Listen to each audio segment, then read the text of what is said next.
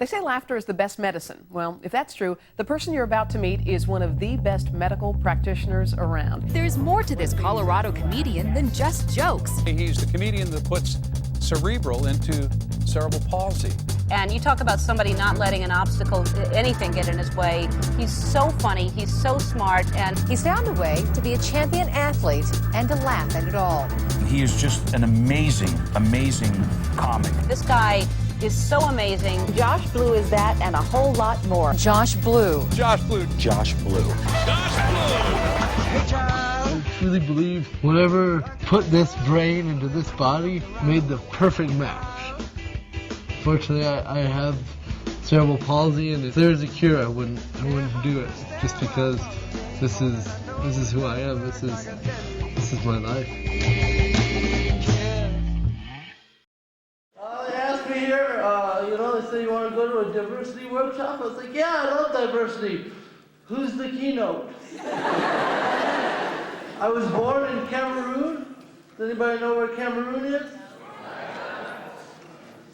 Maybe we should do a geography workshop. Yes, he's in West Africa. A lot of people don't know that about me. I know I don't look African American, but I am.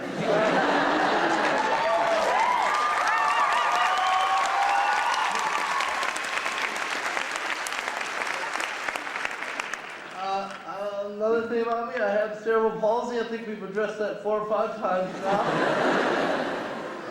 And for those of you that don't know about it, it is highly contagious.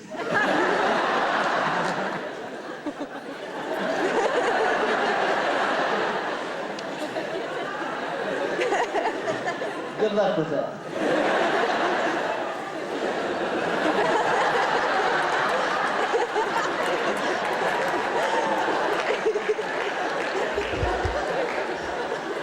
I'm a soccer player, you can probably tell by the hair. I'm a member of the U.S. Paralympic soccer team. I've been a member for about 4 years now. That's it. Pretty awesome, huh? Does everybody know what the Paralympics are?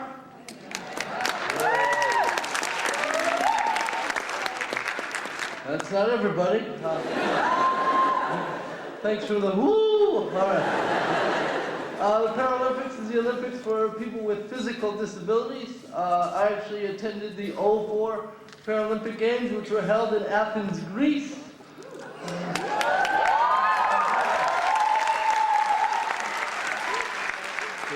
Don't clap. We didn't do too good. I had never heard of the Paralympics before this, and this was after I graduated from college. This woman saw me playing soccer. She's like, there's a team for you to play on. I was like, what are you talking about? She's like, the Paralympics, the Special Olympics? She's like, no, Paralympics, it's especially for disabled people. And she gave me this tiny little slip of paper with this coach's email address on it. And I must have carried that thing around for 3 months before I got the balls to, write him. I said, my name is Josh, I'm 22 years old, and I'm a damn good soccer player. And the next day I got the email back and said, nice to meet you, Josh. We're always looking for damn good soccer players. 3 weeks later, they flew me to D.C. for a tryout, and I've been a starter or a first sub ever since. I'll always be the last kid to be picked for a while. And then my friends realized that I was probably the fastest kid on the field. Other people would underestimate me, so they'd leave me wide open, and then 5 touchdowns later, they're going, maybe we should start covering that guy. The main thing that hurt me was that people would underestimate my abilities to do things, and not just do them, but do them better than they could do. I'm also an artist. I do a lot of painting and wood sculpture, which is very dangerous. Can you picture me using power tools? Think about it. I'm also a father, and I also am married, and my wife is Japanese. So I have no idea why you invited me here to talk about diversity. What I'm doing with disability is sort of the grassroots way of getting it out there and making it mainstream and making it more of a comfortable thing. Look at like Richard Pryor. He talked about being black. The next big one I think was Ellen. Like she talked about being gay, and then that sort of got into the media and sort of started moving forward, and now it's much more widely accepted. My opinion is that everybody is disabled, whether you admit it or not. I want to tell you what cerebral palsy is, just in layman terms. This is what they tell me. I'm not going along with it. Basically, your brain sends a message to your body that your body reads wrong and then sends the wrong message back. So, I don't know what that means either. I kind of look at it like everybody knows somebody who has a black lab dog. Very happy, beautiful dogs, but very rambunctious. Like you open the door and they're gone. They just run away, and you spend the next 2 hours trying to get them back under control. That's pretty much my right arm.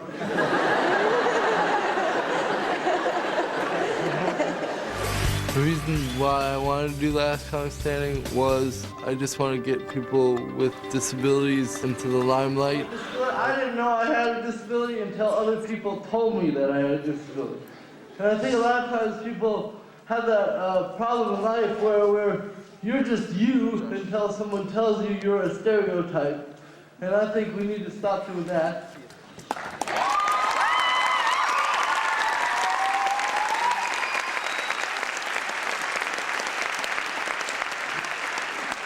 Growing up, my best friends were all Vietnamese.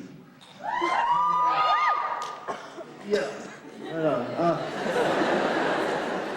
I lived 12 doors down from the Nguyen family.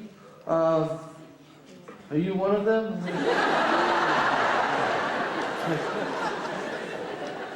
Good to see you. Tutui. Now, they had pretty much adopted me as one of their own siblings. So we would run back and forth between our house, and they never really, they were so cool never to really treat me like I was disabled. You know, maybe I couldn't keep up with the pack. If I ever fell down, the whole bunch of them would run back and pick me up, and then we'd keep going. And one of my favorite stories about my Vietnamese brothers and sisters,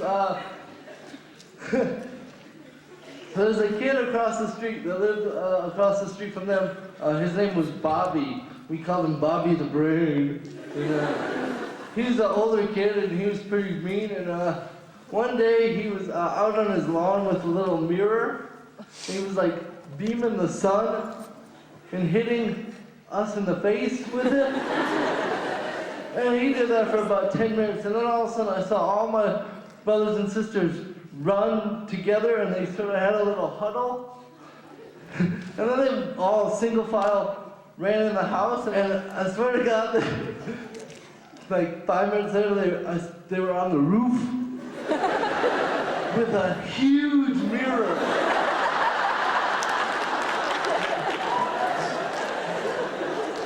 And they melted Bobby's car.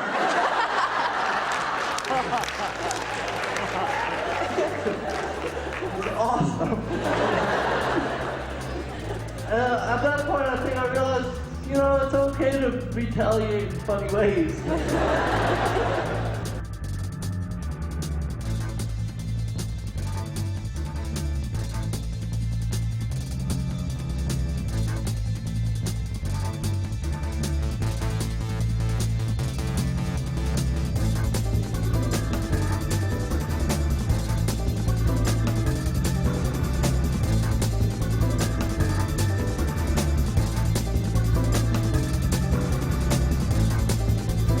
And the last comic standing of season 4, Josh Blue.